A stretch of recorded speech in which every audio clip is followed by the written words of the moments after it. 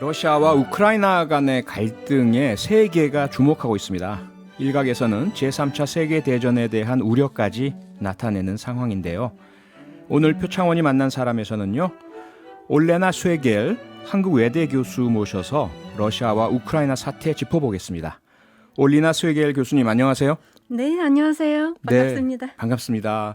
우리 뉴스아이키 청취자들을 위해서요, 자기소개 좀 부탁드리겠습니다. 네, 저는 우크라이나 수도인 키예브에서 태어나고 또 이렇게 한국에 와서 공부하고 취직하고 한국에서 이제 22년째 살고 있는 올레나 셰겔이라고 합니다. 네, 22년째 한국에 계시군요. 네, 참 오래됐죠?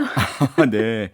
그러면 다른 가족분들은 우크라이나에 여전히 많이 계시죠? 네, 네. 저희 어머니, 아버지랑 네. 여동생 그리고 어린 조카가 우크라이나에 있습니다, 지금. 네.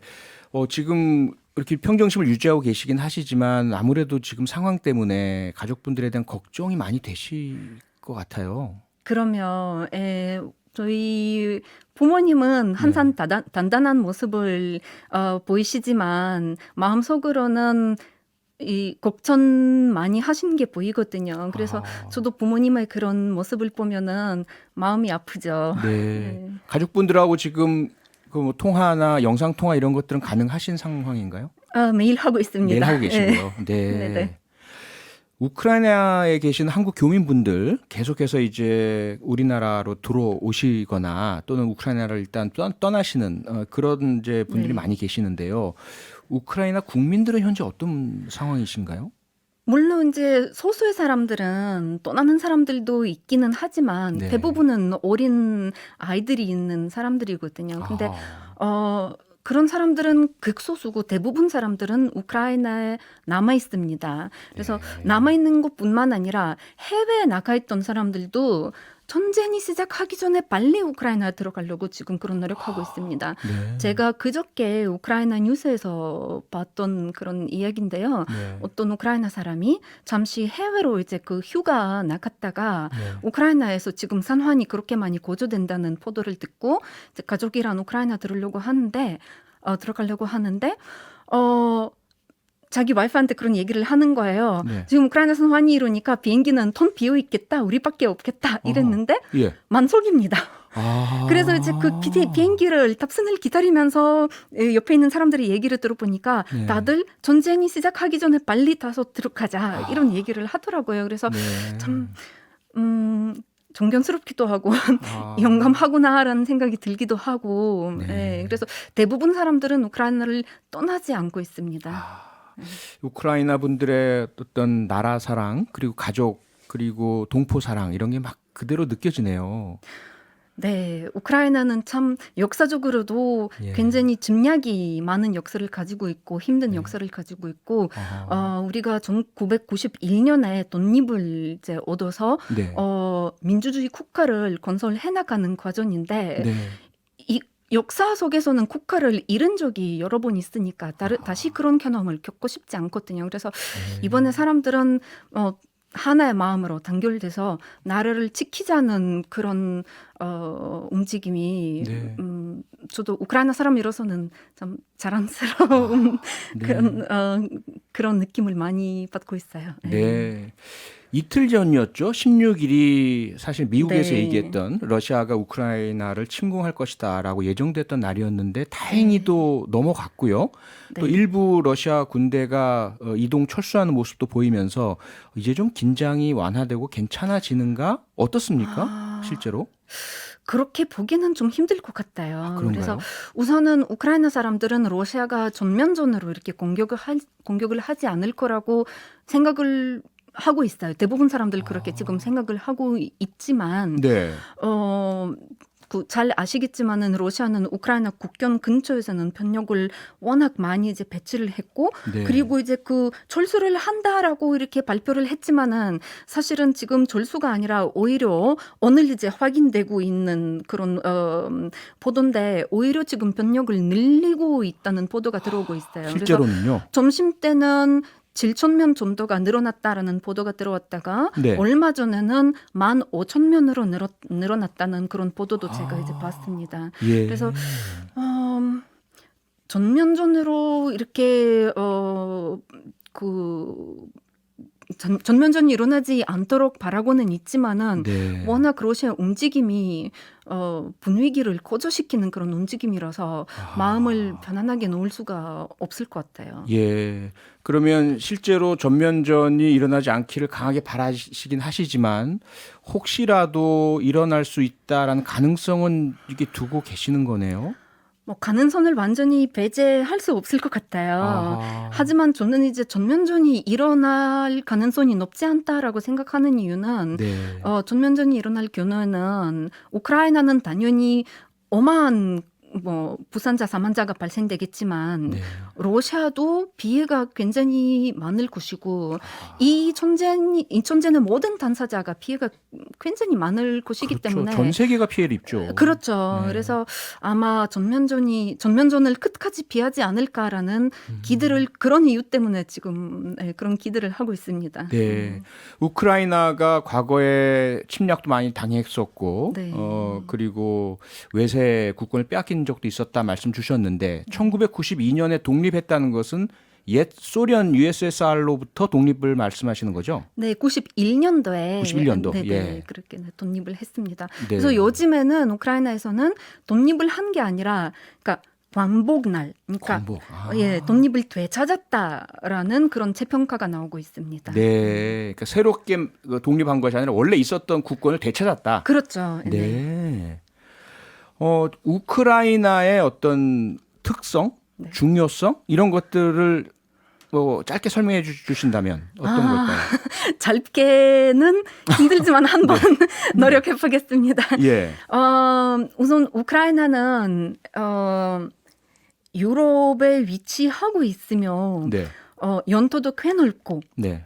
인구도 많은 국가입니다. 네. 그래서 자원도 풍부하고 지정학적으로도 중요한 위치에 하고 있습니다. 러시아 세계와 유럽 세계 이제 사이에 있는 거고 아하. 이 흑해를 통해서 이제 지중해 나아가서 이 세계 바다로 나아갈 수 있는 길이 있지 않습니까? 네, 그래서 그 편야로서는 이제 잘 한국 사람들은 한국 사람들 잘 아시겠지만은 이제 그 농사 짓기에는 굉장히 좋은 땅이다 보니까 농사짓기 좋은 비옥한 땅. 그렇죠. 네네. 그래서 여러모로 욕심이 나는 그런 영토라고 얘기를 할 수 있겠죠. 그래서 네. 역사적으로 더 침략이 많았던 이유가 거기에 있기도 합니다. 네, 지정학적으로도 아주 좋은 위치이고 유럽에 속해 있고 네. 러시아랑 바로 또 동쪽으로 붙어 있고 비옥한 땅 농사도 짓기도 좋고 흑해랑 마주쳐서 무역에도 좋고 네. 그러다 보니까 러시아가 자꾸 우크라이나를 엿보고 침략하려고 하고 이런 상황인가 보죠. 그런 것도 있지만은 네. 러시아한테는 그러니까 러시아는 역사적으로는 제국이었잖아요. 네네. 그래서 지금 러시아 특히 푸틴 대통령이 네. 이 제국주의를 버리지 못하고 있는 것 같아요. 그래서 아하. 지금 그 푸틴 러시아 대통령은 네. 뭐 러시아 영토는 최소한 소련의 영토까지 재확장돼야 된다. 영향권도 최소한 소련의 영향권 정도로 확산돼야 된다. 이런 얘기를 수차례로 이제 한 적이 있거든요. 네. 근데 그게 이제 다르게 해석하면 제국 되살리기, 소련 되살리기, 아하. 심지어 푸틴도 뭐 20세기의 가장 큰 비극은 소련의 해체였다 이렇게 네. 얘기를 하지 않았습니까? 네. 그래서 이런 차원에서 보면은 이제 사실 19세기 유럽 정치인들 사이에서도 그런 말이 있었거든요. 예. 19세기 말에 네. 러시아는 우크라이나 없이 제국이 될 수가 없다. 아하. 우크라이나가 있어야 러시아는 제국이다. 아하. 그래서 소련 때도 레닌이 이제 그 우크라이나를 침략하고 네. 강요적으로 이제 무력으로 우크라이나를 1922년에 소련에 합병시켰거든요. 네네. 그래서 러시아 내에서는 내전이 일어나고 있었을 때 우크라이나로 볼셰비키 군대를 보내가지고 이렇게 합병하려고 하는 이유는 레닌도 스스로 우리 소련을 이 공산 국가를 네. 건립하는데 우크라이나가 필수적이다. 우크라이나 없이는 못한다. 이렇게 얘기한 정도거든요. 그러니까 네. 그런 맥락에서 보면은 그래서 푸틴한테는 우크라이나가 이번에도 중요한 그런 국가로 네. 부각되고 있다고 보실 수 있을 것 같습니다. 네, 교수님은 지금 러시아가 옛 소련의 제국 달성을 위해서 우크라이나를 자꾸 침략하려고 한다라 말씀 주셨는데, 러시아나 일부 다른 쪽에서 얘기는 우크라이나가 너무 친서방적인 그런 노선을 택하고 있고 나토에 가입을 해서 러시아에 위협이 되는 이런 상황이기 때문이다라는 얘기도 나오지 않습니까? 그거는 어떻게 보면 러시아의 빙계라고 얘기를 할 수도 있고 뭐 네. 고실이라고 얘기를 해볼 수 있을 것 같은데요. 예. 우크라이나는 이제 당연히 이 북쪽에서 간대국인 러시아가 있기 때문에 무시하고 그냥 눈 감아 없는 척 할 수는 없습니다. 아하. 근데 이제 뭐 경제적으로 뭐 무역하고 뭐 이런 거는 다 좋은데 문제가 뭐냐면 네. 러시아는 우크라이나를 역사적으로만 봐도 우크라이나를 든든한 파트너로 본 적이 없습니다. 항상 러시아가 우월하고 위에 있고 네. 우크라이나는 말 그대로 동생 아. 일전에 뭐 속국이다 그런 이제 시선으로 바라봤기 때문에 네. 푸틴 대통령 지금도 그 얘기를 하고 있잖아요. 나는 우크라이나를 국가로 인정하지 않는다. 어허. 그러니까 그러면 이제 우크라이나는 당연히 우크라이나 사람들도 사고 방식이 러시아 사람들이랑 다르기도 하거든요. 우리는 이제 네. 또 전소적으로는 유럽에 또 가깝거든요. 그래서 유럽이란 이제 우호적인 관계를 맺고 유럽을 우리 외교 정책의 이제 큰 판단으로 잡으면은 네. 그러면 이제 든든한 파트너로 받아들여질 수 있지만은 러시아라는 뭐 앞으로는 바뀔지는 모르겠지만은 네. 지금까지 봐서는 그런 적이 없습니다. 아하. 말씀하신 것처럼 러시아는 정말 세계 최강대국이지 않습니까? 특히 군사적으로는 그야말로 초강대국인데 만약에 정말 뭐 전쟁이 일어난다면 우크라이나는 너무 많은 피해를 입게 되지 않을까요? 그렇죠. 정말 무서운 전쟁이 되겠죠. 하지만 네. 이런 전쟁이 정말 일어나지 말아야 하는데 최악의 경우에는 빠르고 쉬운 전쟁이 될 수는 없습니다.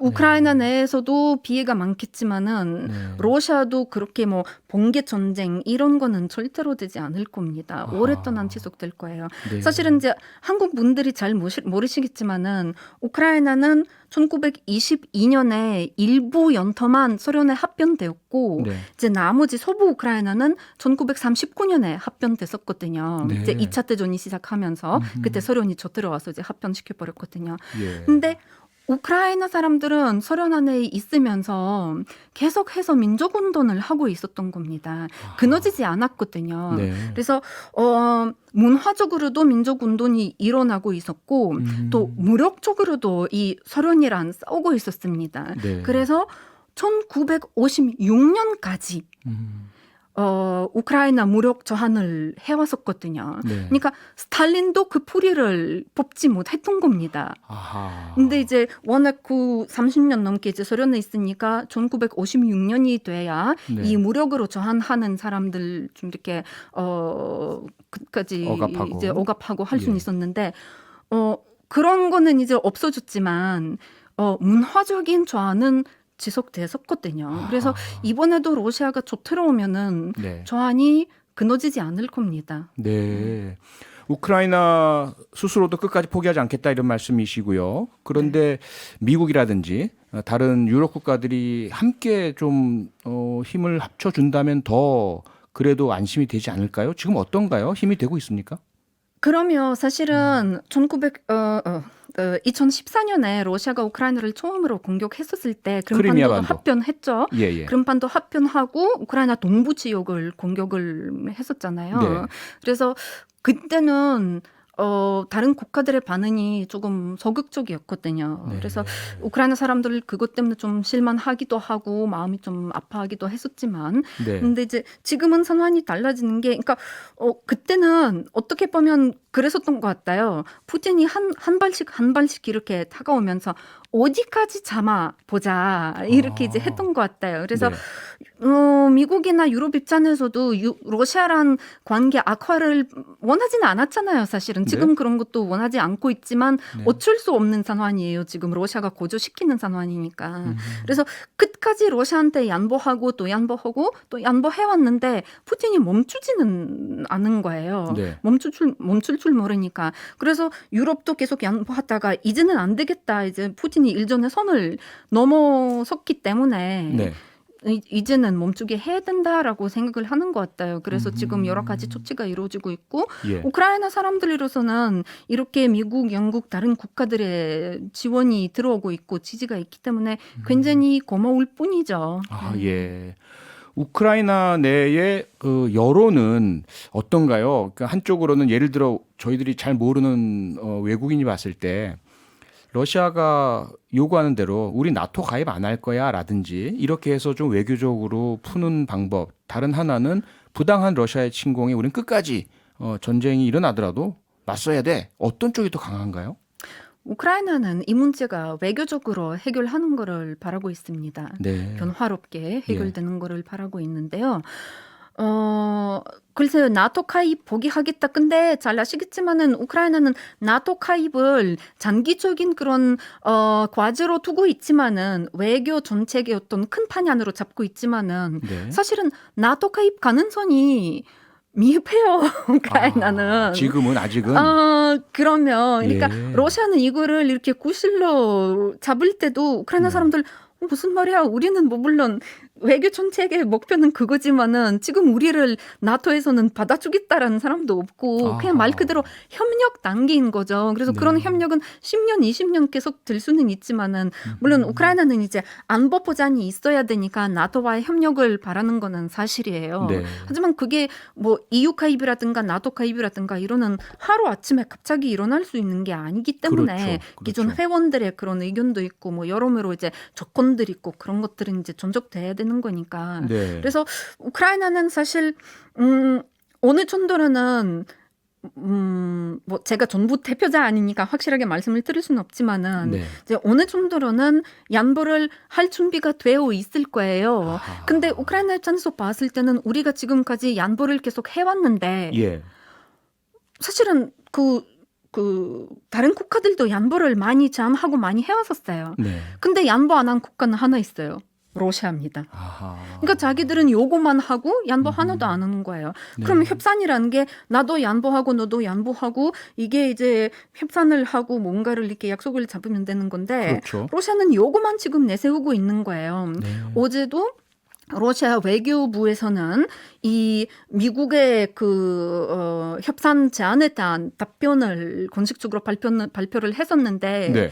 11페이지에 걸치는 그런 문서입니다. 예. 근데 그 문서를 보면은 거의 다 요구예요. 아하. 거의 다 요구고 사실상 서방이 받아들일 수 없는 그런 요구들입니다. 뭐 역시나 지난번처럼 뭐 나토 축소 예. 1997년 이전의 규모로 축소하라. 남동부 유럽에서는 병력을 다 절수해라. 미사일 다 절수하라. 네. 나토로서는 그 받아들일 수 없는 그런 조건들이잖아요. 그리고 러시아도 그거를 잘 알고 있을 겁니다. 네. 그런 무리한 요구 조건을 내걸었는데 어쨌든 오늘은 미국 국무장관과 러시아 외무장관 사이에 회담을 하자 이런 움직임이 있지 않습니까? 네. 조금 희망적인가요? 어떻습니까? 대화는 끝까지 해야 되는 거죠. 예.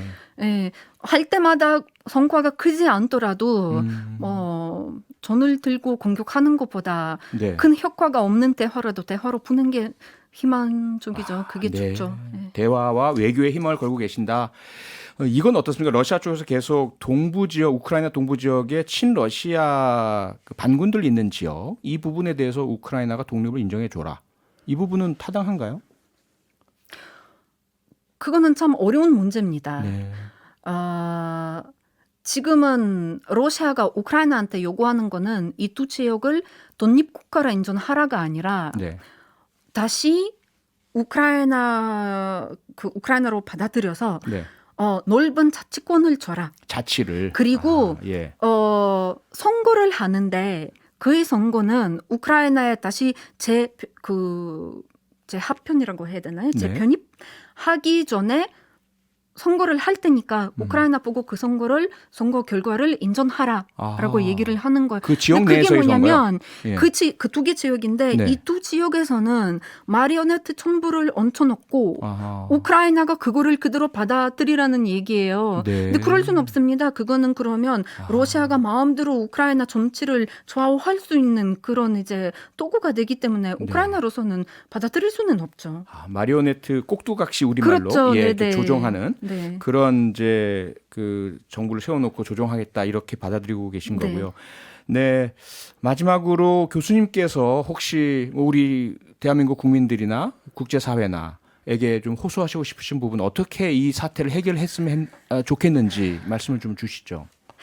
뭐 해결은 물론 지금 우크라이나도 노력하고 있고 다른 국가들도 이제 노력하고 있지만은 네. 러시아의 노력 없이는 불가능한 거고 러시아가 이제 대화로 외교적으로 이 문제를 해결할 의지를 보여야지 해결이 가능할 것 같고요. 네. 저는 이제 하나의 어떤 호소라고 할까요? 조금 네. 불만인데요. 예. 어제 이 한국의 한 언론 매체가 네. 우크라이나가 이 러시아가 컨트롤하고 있는 지역 중에 하나인 루한스크 네. 이른바 교수님 저희가 공화국을 시간이 다 돼서 10초 안에 마무리해 주셔야 될 것 같습니다. 그러면 네. 그 얘기는 제가 나중에 네, 나중에 해야 될 것 같습니다. 네. 네. 어쨌든 평화적인 해결을 위해서 우리 모두가 힘을 합치고 러시아가 조금 양보를 해줬으면 하는 말씀으로 마무리하도록 하겠습니다. 네, 오늘 말씀 고맙습니다. 네, 감사합니다. 네, 올레나 스웨겔 한국외대 교수였습니다. 평일 저녁 6시 5분에 여러분을 찾아갑니다. MBC 라디오 표창원의 뉴스 하이킥.